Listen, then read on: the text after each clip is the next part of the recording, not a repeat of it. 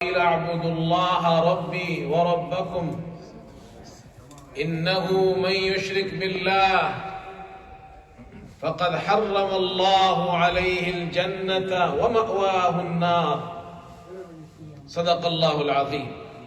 محترم بزرگوں اور دوستوں، آج کے بیان کا موضوع 5 قسم کے خطرناک شرک کا بیان کرنا ہے،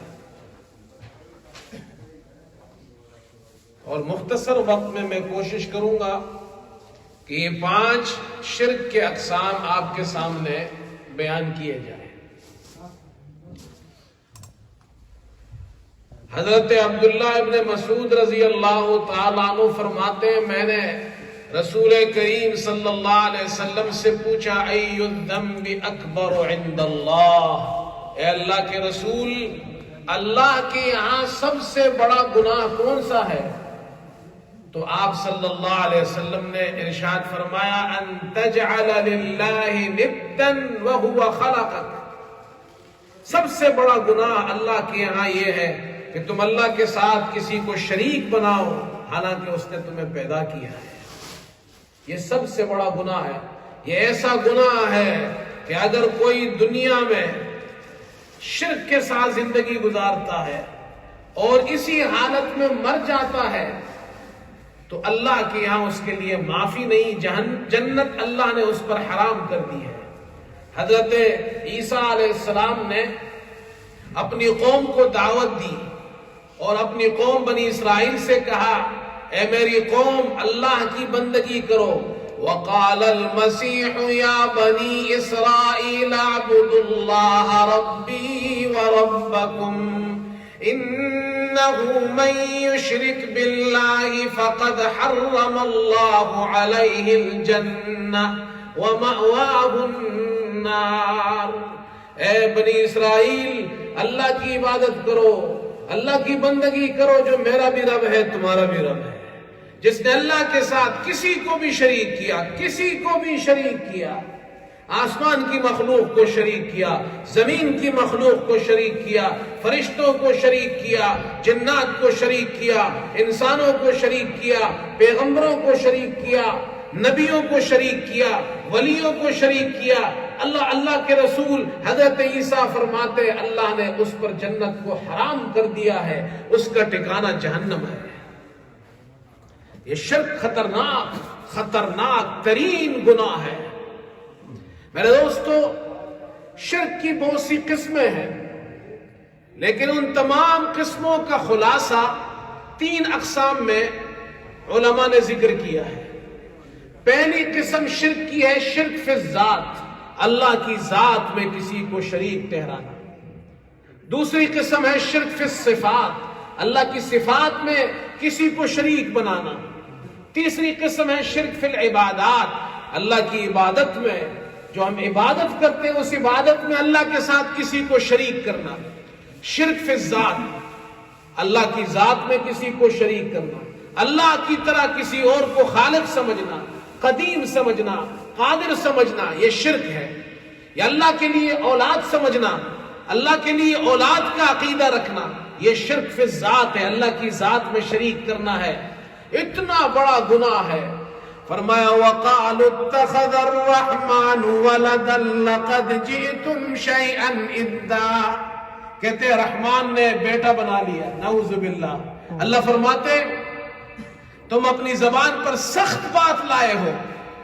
یہ کہنا کہ اللہ کا بیٹا ہے، یہ جملہ، یہ قول اتنا خطرناک ہے، اتنا خطرناک ہے کہ اللہ اگر اس قول کے اثر کو، اس کے گناہ کو ظاہر کرے، اللہ فرماتے تکاد السماوات یتفطرن منہ وتنشق الارض وتخر الجبال ہدا۔ یہ اتنا خطرناک ترین جملہ ہے کہ اس جملے کی وجہ سے آسمان پھٹ جائے، زمین شق ہو جائے، پہاڑ ٹکڑے ٹکڑے ہو کر ریزہ ہو جائے۔ اتنا خطرناک شرک اللہ کیا اتنا خطرناک گناہ ہے۔ دوسری قسم ہے شرک فی الصفات، اللہ کی صفت میں کسی کو شریک ٹھہرانا۔ مثال کے طور پر اللہ کی صفت ہے اللہ عالم الغیب ہے، غیب کا جاننے والا اللہ ہے، اور کوئی کہے جی فلاں بھی غیب کا جاننے والا ہے، یہ اللہ کی صفت میں شریک ٹھہرانا ہے۔ تیسری قسم ہے شرک فی العبادات، عبادت میں کسی کو اللہ کے ساتھ شریک ٹھہرانا۔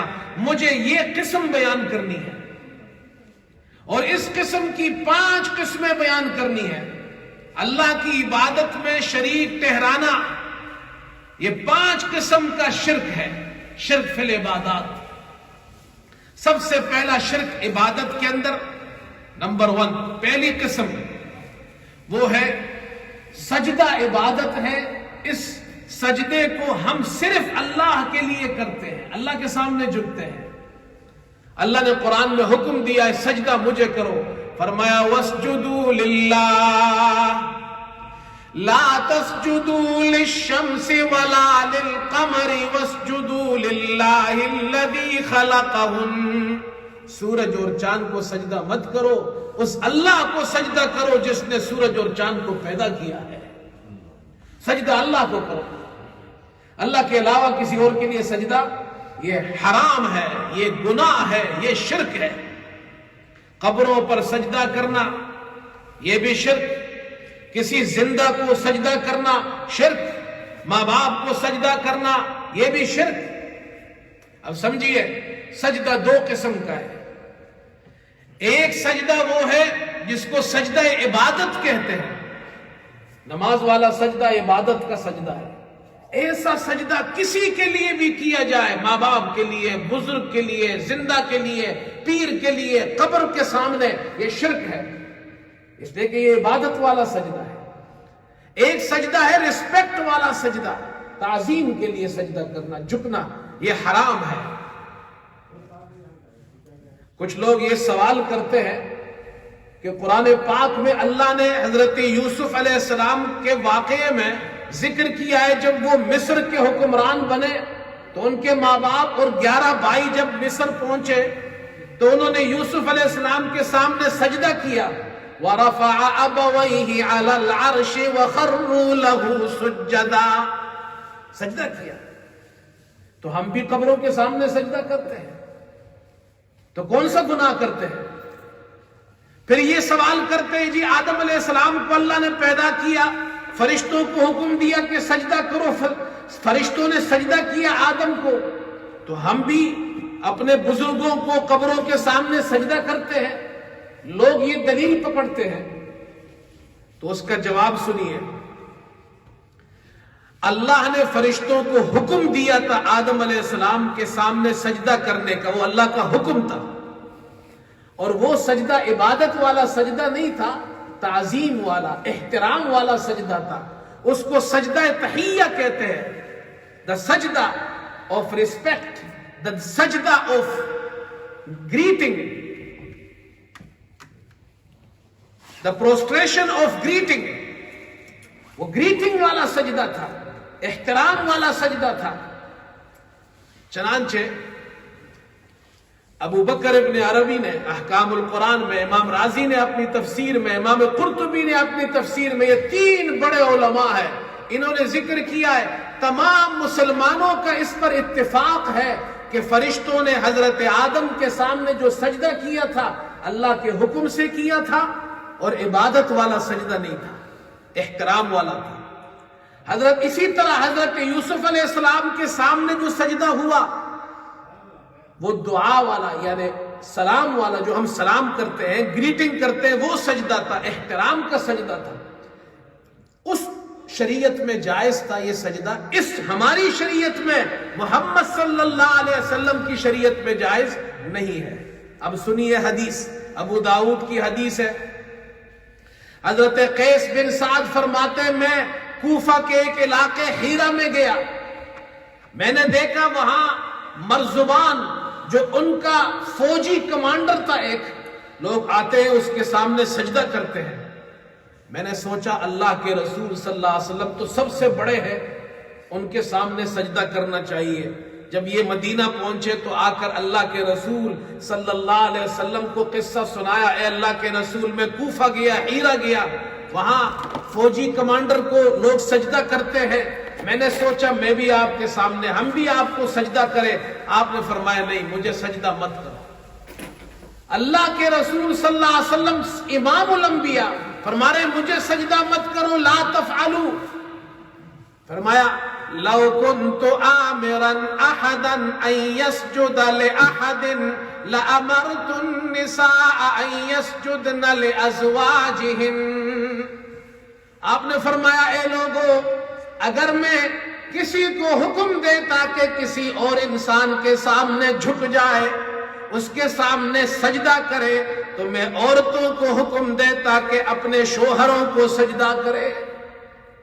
لیکن ہماری شریعت میں سجدہ جائز نہیں. اللہ کے پیغمبر صلی اللہ علیہ وسلم خود فرما رہے ہیں اللہم لا تجعل قبری وثنا یعبد. اللہ میری قبر کو بت کدا نہیں بنانا. جس طرح مشرکین بتوں کے سامنے جا کر سجدہ کرتے ہیں, ایسا نہ ہو کہ میرے مرنے کے بعد میری قبر پر آ کر لوگ سجدہ کریں. ہم جب عمرے پہ جاتے ہیں یا حج پہ جاتے ہیں تو مدینہ حاضری ہوتی ہے, وہاں 2 آدمی کھڑے ہوتے ہیں, دیکھا ہوگا آپ نے, قبر کی اس طرف ایک اس طرف. کسی کو وہاں کسی بھی قسم کی شرک کرنے کی یا ایسی بے ادبی کرنے کی اجازت نہیں دیتے. کوئی وہاں جھکے سجدہ کرے. لوگ کہتے جی وہ وہابی ہے, وہ ہمیں حضور کے سامنے کھڑے ہونے سے منع کرتے ہیں, سجدہ کرنے سے جھکنے سے منع کرتے ہیں. میں کہتا ہوں وہ نہیں منع کرتے, یہ تو اللہ نے خود روکا ہوا ہے, اس لیے کہ حضور نے دعا فرمائی تھی اے اللہ میری قبر کو بت کدا نہیں بنانا. سجدہ اللہ کے علاوہ کسی اور کے لیے نہیں. سجدہ تعظیمی بھی نہیں ہے, احترام والا سجدہ بھی نہیں ہے. پیروں کے سامنے جو جھکتے ہیں یہ بھی حرام ہے. اگر عبادت سمجھ کر کرے تو شرک ہے. قبروں کے سامنے جھکتے ہیں, عبادت سمجھ کر سجدہ کیا, یہ شرک ہے, یہ حرام ہے اسلام میں. ہمارے استاد, ہمارے والد صاحب کے استاد حضرت مولانا فضل محمد صاحب رحمت اللہ علیہ, انہوں نے ایک عجیب بات بیان کی. فرمایا انسان کے بدن میں سب سے اونچا سر ہے, اور جب اللہ کے سامنے یہ سر جھکتا ہے تو سب سے نیچے چلا جاتا ہے. یہ سب سے اشرف مقام ہے, اور یہ کسی اور کے سامنے نہیں جھکتا. اور پھر فرمایا دیکھو یہ ایک چھوٹی سی بستی ہے, یہ سر چھوٹا سا ایک گاؤں ہے, اس گاؤں میں 10 عالم بستے ہیں, 10 عالم بستے ہیں, 10 علماء ہے اس کے اندر. پہلا عالم جس سے آپ کو علم حاصل ہوتا ہے وہ کان ہے, سماعت. دوسرا عالم آنکھ ہے جس سے دیکھ کر آپ کو علم حاصل ہوتا ہے. پھر ناک ہے, سونگھ کر علم حاصل ہوتا ہے. پھر زبان ہے, چکھ کر علم حاصل ہوتا ہے. پھر ایک انسان کے بدن کے اندر ایک اللہ نے ایک طاقت رکھی ہے, چھونے سے, مس کسی چیز کے ٹچ ہونے سے علم حاصل ہوتا ہے. تو 5 عالم تو یہ ہو گئے ظاہری. 5 عالم اندر ہے, یقین, ظن, شک, خیال, وہم. یہ 5 چیزیں اندر ہے, 5 چیزیں باہر ہے اس گاؤں کو. اس لیے فرمایا یہ 5 بڑے عالم ہیں اس سر کے اندر, اس کو کسی اور کے سامنے نہیں جھکانا چاہیے, یہ حرام ہے, شرک ہے. یہ سر جھکے گا تو صرف اللہ کے سامنے جھکے گا.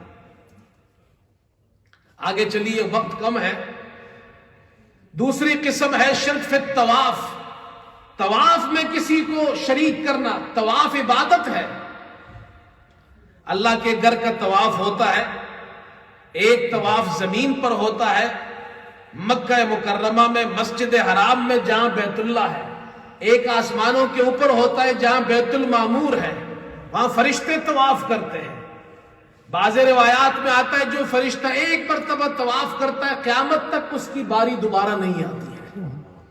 اتنے فرشتے ہیں. یہ طواف صرف اللہ کے گھر کا ہے, کسی اور کے گھر کا طواف نہیں ہے. یہ عبادت ہے. اسی لیے طواف کے لیے پاک ہونا ضروری ہے, وضو میں ہونا ضروری ہے. جس طرح نماز کے اندر وضو کا ہونا ضروری ہے, اسی طرح طواف کے اندر بھی وضو کا ہونا, طہارت کا ہونا ضروری ہے. نماز جس طرح عبادت ہے اسی طرح طواف بھی عبادت ہے. نماز اللہ کے علاوہ کسی اور کے لیے نہیں، طواف بھی اللہ کے علاوہ کسی اور کے لیے نہیں ہے، صرف اللہ کے لیے ہے طواف، یہ عبادت ہے۔ قرآن پاک میں اللہ تعالیٰ نے حضرت ابراہیم علیہ السلام کا ذکر کیا اور انہیں اللہ تعالیٰ نے انہیں جگہ بتائی کہ یہاں بیت اللہ تعمیر کرو۔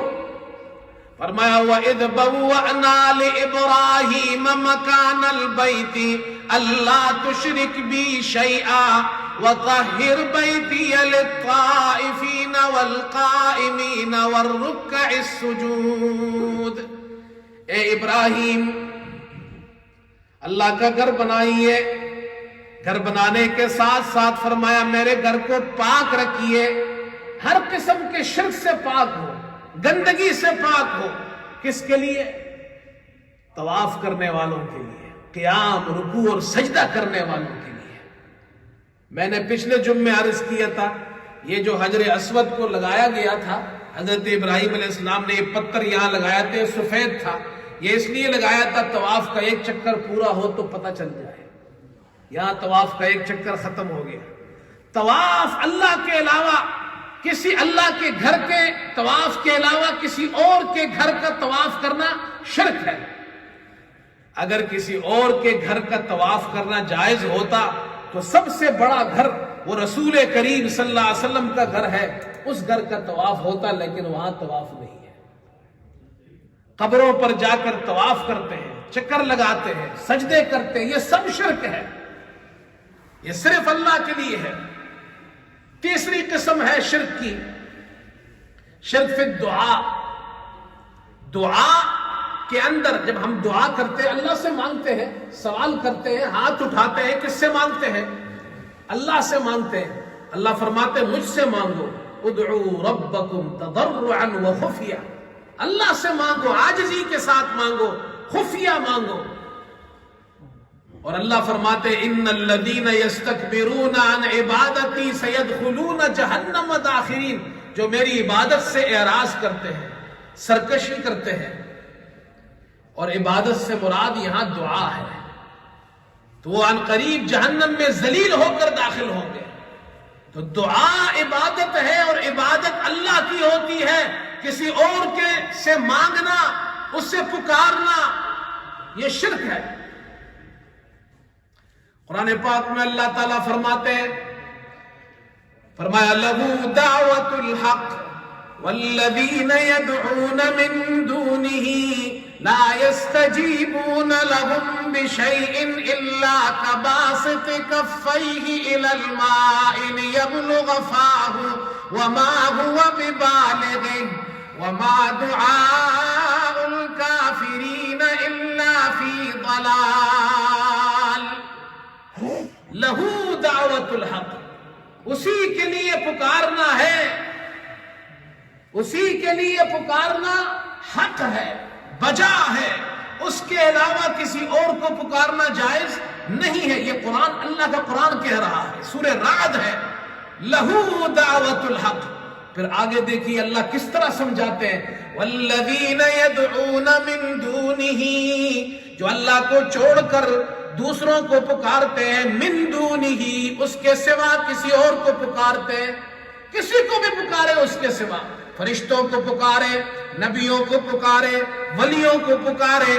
والذین یدعون من دونہ، جو اللہ کے سوا کسی اور کو پکارتے ہیں، لا یستجیبون لہم بشیء الا کباسط کفیہ الی الماء لیبلغ فاہ،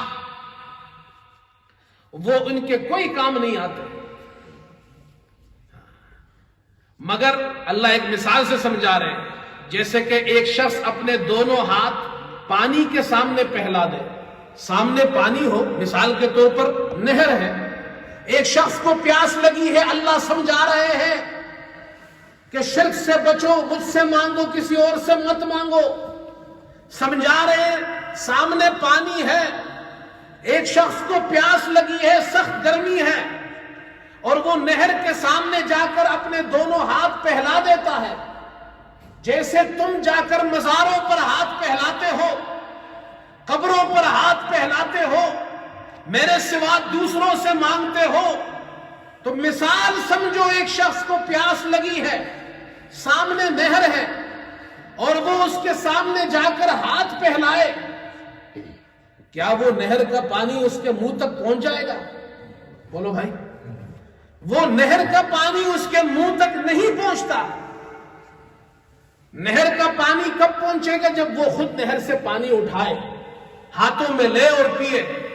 جس طرح نہر کے سامنے ہاتھ پہلانے سے نہر کا پانی اس تک نہیں پہنچتا، اللہ کو چھوڑ کر غیروں کے سامنے ہاتھ پہلانے سے بھی وہ تمہاری کوئی مدد نہیں کر سکتے۔ یہ قرآن سمجھا رہا ہے، اللہ کے سوا کسی اور کے سامنے ہاتھ نہیں پہلانا۔ پھر چوتھی قسم کا شرک ہے، وہ بھی سنتے جائیے، اللہ کی نظر، نیاز جس کو ہم کہتے ہیں نظر۔ نظر بھی اللہ کے سوا کسی اور کے لیے نہیں ہے۔ یہ بکرا اللہ کے نام پر، یہ نظر ہے، میرا فلاں کام ہو جائے تو یہ چیز اللہ کے نام پر دوں گا، یہ نظر ہے، یہ جائز ہے۔ لیکن غیر اللہ کے نام پہ نظر، یہ شرک ہے۔ اب قرآن نے کیا سمجھایا ہے دیکھیے، سورہ انعام ہے، فرمایا وَجَعَلُوا لِلَّهِ مِمَّا ذَرَأَ مِنَ الْحَرْثِ وَالْأَنْعَامِ نَصِيبًا فَقَالُوا هَذَا لِلَّهِ بِزَعْمِهِمْ وَهَذَا لِشُرَكَائِنَا۔ یہ مشرکین شرک کرتے ہیں کس طرح؟ اللہ کی اگائی ہوئی کھیتیوں میں اور اللہ کے دیے ہوئے جانوروں میں، یہ کھیتیاں کس کی ہے؟ اللہ کی۔ جانور کس کے ہے؟ اللہ کے جانور اور اللہ کی دی ہوئی کھیتیوں میں یہ شریک حصے بناتے ہیں اللہ کے لیے، اللہ کے لیے ایک حصہ بناتے ہیں اور پھر اپنے خیال کے مطابق یہ کہتے ہیں یہ حصہ اللہ کا ہے اور یہ حصہ ہمارے شریکوں کا یعنی بتوں کا ہے۔ جانور تھا، یہ جانور اللہ کا، یہ جانور فلاں کا، بت کا، پیر صاحب کا، قبر کا، فلاں مزار کا۔ کبھی ایسا ہوتا تھا اللہ والے حصے میں اچھا بکرا آ جاتا تھا تو اس کو لے کر ادھر والے حصے میں ڈال دیتے تھے، بتوں والے حصے میں، اور ادھر اچھا حصہ آتا تھا تو ادھر نہیں ڈالتے تھے۔ کبھی اللہ والے حصے سے گندم اٹھا کر ادھر شریکوں والے حصے میں ڈال دیتے تھے، ادھر سے گندم اٹھا کر یہاں نہیں ڈالتے، کہتے اللہ تو غنی ہے، اللہ کو کیا ضرورت ہے۔ اللہ فرماتے ہیں یہ ساء ما یحکمون، برا فیصلہ کرتے ہیں۔ نظر صرف اللہ کے لیے ہے، گندم دو یا بکرا دو یا پیسہ دو، صرف اللہ کے نام پر دینا ہے، کسی اور کے نام پر نہیں دینا۔ پانچویں قسم کا شرک جس کو کہتے ہیں ریا والا شرک، ریا دکھلاوا، یہ بھی ایک شرک ہے۔ عبادت تو کر رہا ہے اللہ کے لیے، نماز پڑھتا ہے اللہ کے سامنے جھکتا ہے، لیکن دل میں اس کی نیت کیا ہے؟ لوگ دیکھے تو واہ واہ کرے، بڑے بزرگ صاحب ہیں۔ یہ شرک ہے، اس کو شرک اصغر کہتے ہیں، چھوٹا شرک ہے۔ حضور صلی اللہ علیہ وسلم نے فرمایا ریا ایسا شرک ہے کہ جب چونٹی چلتی ہے نا تو اس کے چلنے سے جو آہٹ پیدا ہوتی ہے یہ اس سے بھی زیادہ چھپا ہوا شرک ہے۔ حضرت تھانوی رحمت اللہ علیہ فرماتے ہیں ایک نواب صاحب حج پر گئے، اس زمانے میں حج کرنا بڑا مشکل ہوتا تھا، آج سے 100-150 سال پہلے مہینے لگ جاتے تھے، پورے سال بعد حاجی صاحب واپس آتا تھا۔ لوگ ملنے آئے تو اس نے اپنے نوکروں سے کہا میرے پہلے والے حج کا پانی لاؤ، زمزم کا، مطلب یہ میں نے یہ حج بھی کیا ہے، اس سے پہلے بھی ایک حج کیا ہے، میرے پہلے والے حج کا زمزم کا پانی لاؤ۔ حضرت تھانوی فرماتے ہیں اس کے ایک جملے سے اس کے دونوں حج ختم ہو گئے۔ کتنی مشکل سے حج کیا، لیکن صرف یہ دکھانے کے لیے لوگوں کو کہ میں نے 2 حج کیے ہیں، ریا سے اللہ نے دونوں حج خراب کر دیے۔ اس لیے شرک سے بچو میرے دوستوں، اپنے بچوں کو بھی یہ تعلیم سکھاؤ. کوئی بھی شرک کرے گا اللہ کی یہاں معافی نہیں ہے، کوئی بھی کرے، چاہے وہ پاکستانی ہو، ہندوستانی ہو، عرب ہو، عجم ہو، ہاں دنیا کے کسی بھی ملک کا رہنے والا ہو، کسی زبان کا بولنے والا ہو. فرمایا کہ کرے غیر گر بت کی پوجا تو کافر، کرے غیر گر بت کی پوجا تو کافر، جو ٹہرائے بیٹا خدا کا تو کافر، کواکب میں مانے کرشمہ تو کافر، کواکب میں مانے کرشمہ تو کافر، جھکے آگ پر بہر سجدہ تو کافر، مگر مومنوں پر کشادہ ہے راہیں، مگر مومنوں پر کشادہ ہے راہیں، پرستش کرے شوق سے جس کی چاہے، اور نبی کو جو چاہے خدا کر دکھائے، اماموں کا رتبہ نبی سے بڑھائے، نبی کو جو چاہے خدا کر دکھائے، اماموں کا رتبہ نبی سے بڑھائے، اور شہیدوں سے جا جا کے مانگے دعائیں، شہیدوں سے جا جا کے مانگے دعائیں، مزاروں پہ دن رات نظریں چڑھائے، نہ توحید میں کچھ خلل اس سے آئے، نہ توحید میں کچھ خلل اس سے آئے، نہ اسلام بگڑے نہ ایمان جائے. اللہ ہم سب کو شرک سے محفوظ فرمائے. وآخر دعوانا الحمدللہ رب العالمین.